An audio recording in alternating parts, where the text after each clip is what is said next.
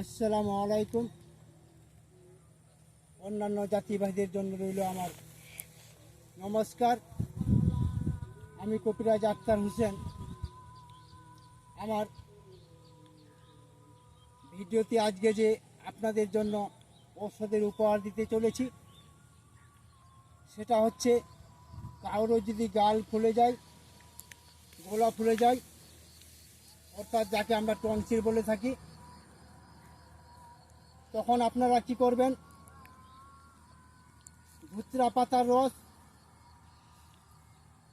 সামান্য গরম করে যেখানে ফুলে গেছে সেই ফুলা জায়গাটায় লাগিয়ে হালকা করে লবণের ছিটা দিবেন।